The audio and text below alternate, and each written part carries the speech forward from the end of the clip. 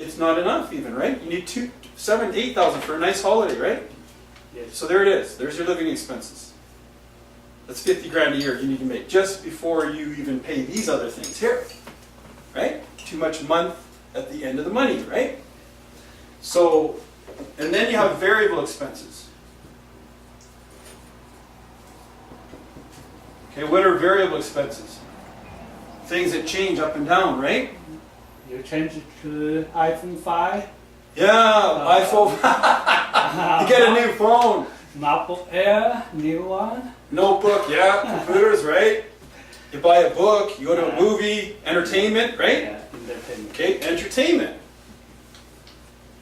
Because it's just a work, right? You're going to go out and have a drink and have a party entertainment, right? And vacation and stuff like that's part in there. We'll just but say this is variable expenses because you don't want to cut into your vacation. That's a fixed expense, we'll call that. Well, what about over here for living expenses? It's a fixed expense. We'll call this again fixed. Okay, if that's fixed expense, then are property taxes fixed? Yes. If you own a house, yes, right? So this is property taxes, right? What are property taxes now? She's feeling it, and you know, or you write a big check, and it has to go off a line of credit. You may pay your MasterCard with your Visa to pay your taxes, right? Over 2,000. 3,000 a year. In Red Deer, 2,800. Am I right or wrong? Yeah. Pretty close, right? Yeah. I know my numbers. Yeah. Right within $100, I know my numbers. I can tell me. You can tell me where you're from, and I'll tell you your income. Okay. So entertainment and variable expenses, and what else? Variable expenses. The car payment. I now put car payment up here, and it's a fixed expense, but really it's a variable expense. I'm going to show you how to get a free car every year. Okay. Have Revenue Canada finance the car. Make it tax deductible. Car payment. So your car payment is a variable expense. So it might be $400 a month. Maybe get a nicer car. It's like $600 a month. You know, if you don't buy a $70,000 truck brand new. Buy a 2-year-old truck for $40,000 or $25,000, like whatever, right? So, but you still have the car payment, right? Or the expenses and the maintenance, right? The maintenance. Variable expenses. You guys got any of these? Credit cards. Oh, yes. Oh, yes. Horrible. Oh. What's the interest on credit cards? 19%. How do you know? Because I pay. We do. Okay, you know, is there a way I can show you how to make your credit card tax deductible? Make your credit card interest tax deductible. See this. Ah, and that's something, right? So taxes, how much taxes are you paying? So you have fixed expenses and variable expenses. And this is about 40%, right? And then this is about 30% here. So we're up to 70%, right? Yeah. And taxes on everything. They tax you when you spend money, they tax you when you make money, they tax you when you make a profit, and they tax you when you die. Tax you on everything. They tax you on tax too. Did you know that? Yeah. You know what tax on tax is? You make money, you pay the tax. You just You said spend money. oil price went up to $106 just Yeah. recently, right? Yeah. When did that happen? 40% of that is tax. Gas prices. Car expense, right? You know when you get $100, fill up your gas tank, his is $30. 40% of your gas bill, if you spend $200 a month on gas or $500 a month on gas, or fuel, diesel, whatever, 40% of that is taxed. And then it's taxed on the tax. It's paid to the government or? Yeah, it goes to the government. Same on alcohol, right? Alcohol doesn't cost $40 for a bottle or Grand Marnier. It's like only $20, but then the rest is tax. So there's so many different taxes, and there's more and more and more coming. There's more taxes than there's ever been, and it's just getting worse and worse and worse. So here's what the sad part is. Okay, your food costs are going up because the gas prices are going up, and now you have to have 2 wives and both of them be working. Used to be 2 husbands.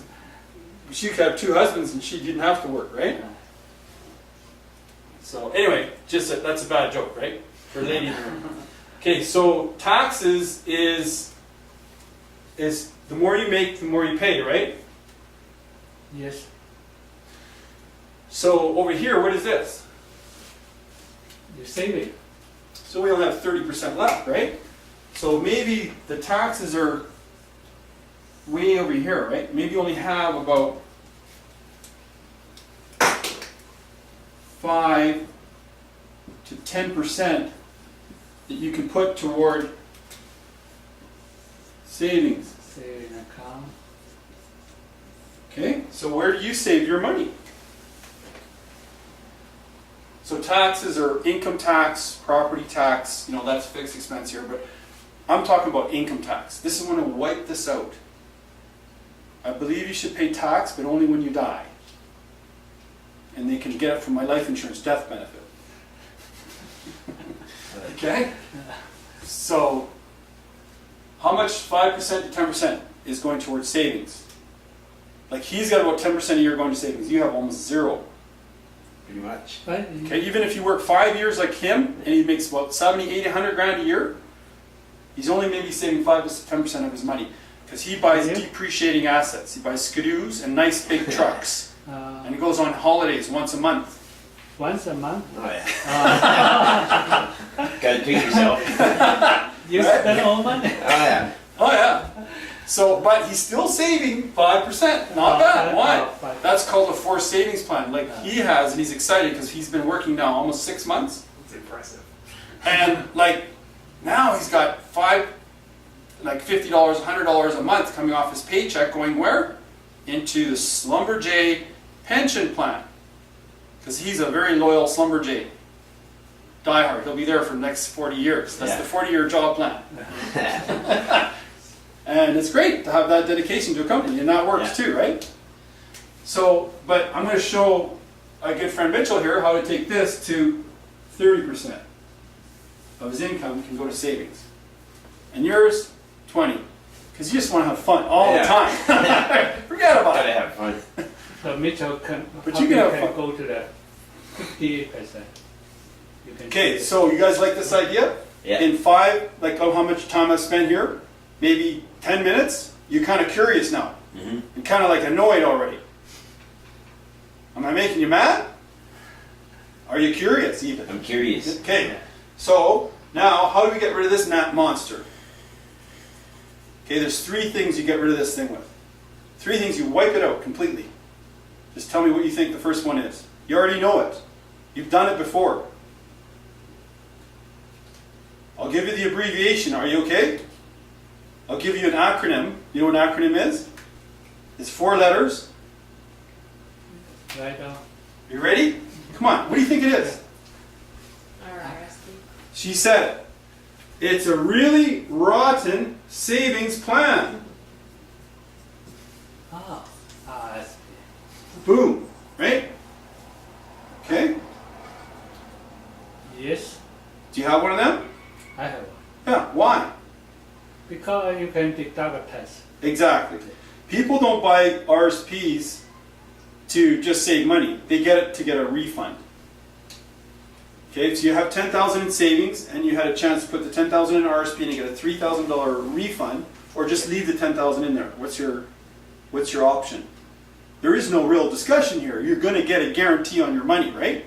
Where do you know in Canada that you can get a guarantee on your money? Guarantee 100%. You will get a guarantee 30% on your money. Where do you know? Do you know of anything like that? Guaranteed. You will get this money back.